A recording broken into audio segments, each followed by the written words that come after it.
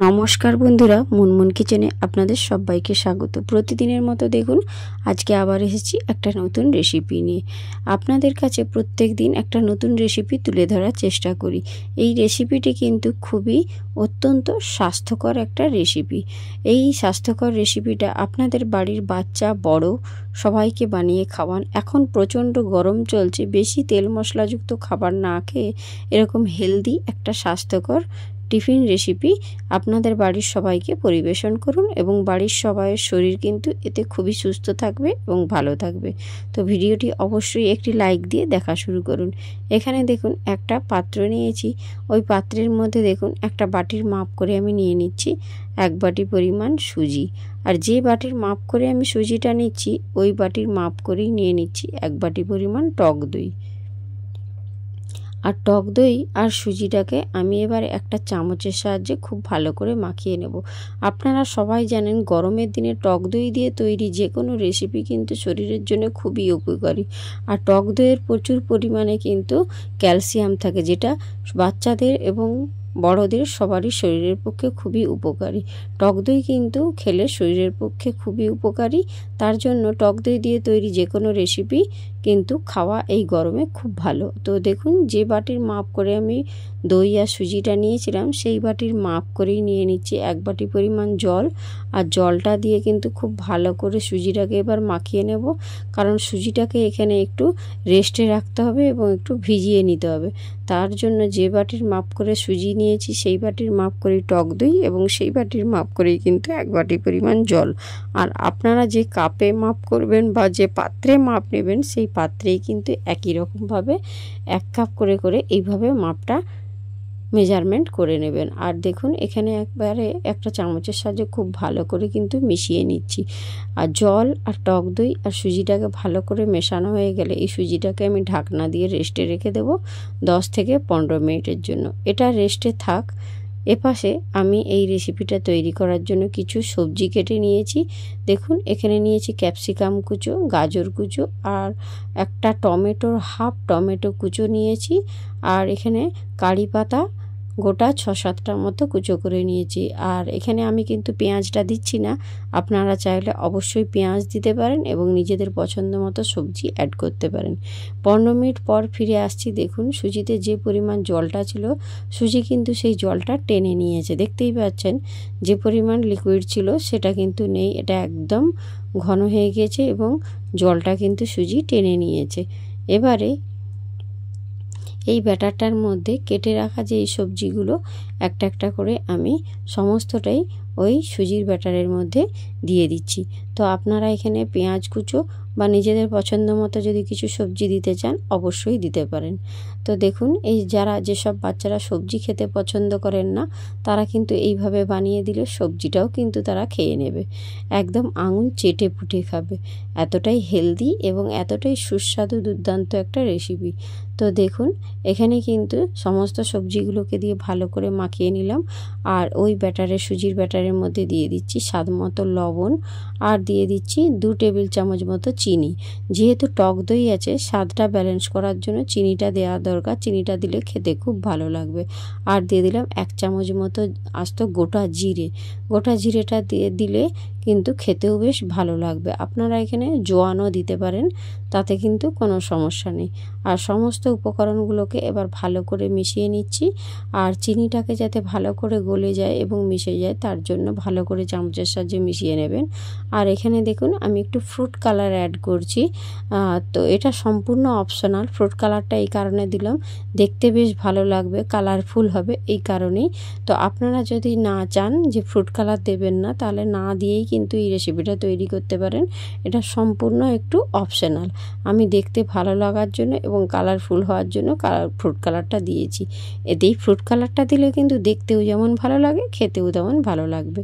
তো আপনারা যদি না চান না দিয়েও কিন্তু করতে পারেন। তো এখানে দেখুন সমস্ত ব্যাটারটা আমার রেডি হয়ে গিয়েছে। আর এখানে একটু দেখুন চা ছাঁকনি নিয়েছি, সেই ছাঁকনির মধ্যে দেখুন আমি নিয়ে নিচ্ছি হাফ চামচ মতো বেকিং সোডা। আর বেকিং সোডাকে দেওয়ার পর এভাবে চালিয়ে নিচ্ছি এবং এর মধ্যে যে গুঁড়ো বা ঢেলাগুলো আছে সেগুলো দেব না, ওগুলো একটু ফেলে দেব।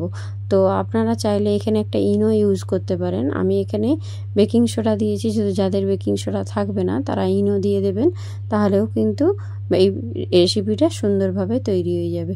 আর বেকিং পাউডারটা দেওয়ার পর এভাবে ভালো করে মাখিয়ে নিতে হবে। মাখানোর পর ব্যাটারটা কিন্তু বেশিক্ষণ রাখা যাবে না, তো তার জন্য আমি কিন্তু বেকিং পাউডারটা সবার শেষে দিলাম, যাতে এটা খুব তাড়াতাড়ি তৈরি হয়ে যায়। এবার এটাকে সম্পূর্ণ ভালো করে মাখিয়ে নিলাম। এবারে একটা দেখুন ছোট থালার মধ্যে আমি রিফাইন অয়েল নিয়ে নিয়েছি এবং রিফাইন অয়েলটা নিয়ে ভালো করে সম্পূর্ণ থালার মধ্যে এইভাবে ব্রাশ করে নিচ্ছি। আর এবারে যে ব্যাটারটা আমি সুজির ব্যাটারটা রেডি করেছিলাম, সেই ব্যাটারটা কিন্তু ওই থালার মধ্যে দিয়ে দিচ্ছি। সম্পূর্ণ ব্যাটারটা কিন্তু এই থালার মধ্যে নিয়ে নিলাম।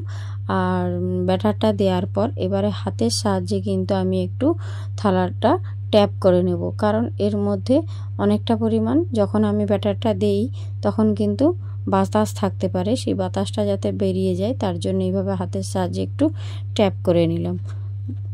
আর এবারে দেখুন গ্যাসের ওপর আমি একটা ননস্টিকের কড়াই বসিয়ে তাতে সামান্য আগে থেকেই জল দিয়ে দিয়েছিলাম। আর এবারে এই কড়াইয়ের মধ্যে একটা স্ট্যান্ড দিয়ে দিলাম। আর এবারে জলটা কিন্তু খুব ভালো করে ফুটে যাওয়া পর্যন্ত আমি অপেক্ষা করব। তো এই পর্যায়ে দেখুন জলটা ফুটতে শুরু করেছে। আর আমার যে থালাটা রেডি করা ছিল ওই থালাটা কিন্তু এবার ওর মধ্যে বসিয়ে দিলাম। এবারে এটাকে আমি একটা ঢাকনা দিয়ে দেব। তো ঢাকনা দিয়ে আমি 15 মিনিট মতো এটাকে স্টিম করে নেব। 15 মিনিট পর আপনাদের কাছে ফিরে আসব অবশ্যই। আর ততক্ষণ পর্যন্ত আমার সঙ্গে থাকুন। তো দেখুন 15 মিনিট হয়ে গিয়েছে, 15 মিনিট পর ফিরে আসছি। দেখতেই পাচ্ছেন যে কতটা পরিমাণ ফুলে গিয়েছে এবং এটা কত সুন্দর কিন্তু দেখতে হয়েছে। এবার একটা খাঁচির সাহায্যে দেখে নিচ্ছি যে এটা সম্পূর্ণ তৈরি হয়েছে কিনা। দেখুন খাঁচির গায়ে কিন্তু একটুও লেগে যাচ্ছে না। যদি এটা লেগে যেত বা জড়িয়ে যেত তাহলে জানতাম যে এটা এখনো হয়নি, কিন্তু এটা একদম পারফেক্টভাবে হয়ে গিয়েছে। এবারে এটাকে আমি কিন্তু নামিয়ে নিচ্ছি। নামিয়ে এবারে এটাকে ঠান্ডা করে নেব। দেখুন নামিয়ে রেখে দিয়েছি আর এটাকে একটু ঠান্ডা করে নেব। তারপর ততক্ষণ পর্যন্ত আপনারা অপেক্ষা করুন। আর এটা ঠান্ডা হতে থাক, আমি এপাশে একটা তড়কা বানিয়ে নিচ্ছি। তড়কা বানানোর জন্য আমি গ্যাসের উপর একটা কড়াই বসিয়ে দিয়েছি আর তাতে দিয়ে দিচ্ছি সামান্য পরিমাণে একটু রিফাইন অয়েল। আর দিয়ে এখানে যে কালো সর্ষে হয় সেই কালো সর্ষে আমি এখানে 2 চামচ দিচ্ছি। আপনারা চাইলে এখানে সাদা সর্ষে দিতে পারেন। কালো সর্ষেটা দেওয়ার পর সুন্দর কিন্তু ভাজা হয়ে গেলে ওর উপর দিয়ে দিচ্ছি কারি পাতা। আর কারি পাতাটা যখন দেবেন গ্যাসের ফ্লেমটা অফ করে দেবেন, নাহলে তেলটা কিন্তু ছিটকে গায়ে পড়তে পারে। আর কারি পাতাটা দিয়ে একটু নাড়িয়ে নিলাম। আর তড়কাটা দেখুন আমার সুন্দর কিন্তু রেডি হয়ে গিয়েছে। এর থেকে বেশি ভাজবো না, তাহলে পাতাগুলো কিন্তু কালো হয়ে যাবে। আর দেখুন এখানে কিন্তু তড়কাটা রেডি হয়ে যেতে আমি কিন্তু এবার একটা বাটির মধ্যে দেখুন তড়কাটা তুলে নিচ্ছি। আর এপাশে দেখুন যেটা আমি জলখাবারটা বানিয়ে রেখেছিলাম সেটা কিন্তু আমার ঠান্ডা হয়ে গিয়েছে। আর যে তড়কাটা আমি বানালাম ওই তড়কাটা কিন্তু এর উপর দিয়ে দিলাম। এটা কিন্তু খেতে খুবই ভালো লাগবে। আর তড়কা দিলে কিন্তু এই রেসিপিটার স্বাদ কিন্তু দ্বিগুণ বেড়ে যাবে। আর দেখুন তড়কাটা দেওয়ার পর একটা স্প্যাচুলার সাহায্যে সম্পূর্ণ রেসিপিটার ওপর জলখাবারটার উপর এইভাবে কিন্তু আমি বুলিয়ে নিলাম। আর একটা ছুরির সাহায্যে দেখুন থালার সাইড ধরে কিন্তু এইভাবে ঘুরিয়ে নিচ্ছি, যাতে এটা থালা থেকে খুব তাড়াতাড়ি ডিমোল্ড হয়ে যায়। আর দেখুন এবারে ঠান্ডা হয়ে যাওয়ার পর আমি ছুরির সাহায্যে কিন্তু এবারে এইভাবে পিস পিস করে কেটে নিচ্ছি। কেটে নেওয়ার পর আমি একটা পাত্রে বা একটা প্লেটের মধ্যে সার্ভ করে আপনাদেরকে দেখাবো এটা কতটা সুন্দর হয়েছে। আর ছুরি দিয়ে সুন্দর করে আমি চৌকো চৌকো করে পিস করে সাইজ করে কেটে নিচ্ছি। এতে দেখতেও বেশ ভালো লাগবে আর খেতেও বেশ ভালো লাগবে। আর আপনারা এইভাবে তৈরি করে বাচ্চাদের টিফিন বক্সেও দিতে পারেন, সকাল বিকেলে জলখাবার হিসাবেও দিতে পারেন। এটা খুবই সুস্বাদু এবং স্বাস্থ্যকর একটা টিফিন রেসিপি, হেলদি রেসিপি। আর এটা খেলে কিন্তু শরীর খুব ভালো হয়। এতে দেখছেন তেল কিন্তু একদমই দেইনি, বলতে গেলে না দেওয়ার মতে, শুধু তড়কা বানানোর জন্য আমাকে তেলটা দিতে হয়েছে। এই রেসিপিটা কিন্তু খাওয়া এই গরমের পক্ষে খুবই একটা স্বাস্থ্যকর এবং হেলদি রেসিপি। তো দেখছেন কত সুন্দর হয়েছে, কতটা সফট হয়েছে। আর যেহেতু আমি ফ্রুট কালার দিয়েছি তার জন্য দেখুন কালারটাও কতটা সুন্দর হয়েছে না বন্ধুরা।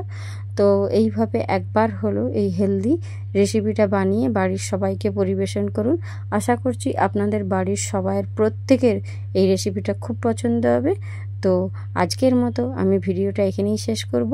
তো দেখা হচ্ছে নেক্সট ভিডিওর সঙ্গে। তো ততক্ষণ পর্যন্ত টাটা, বাই বাই।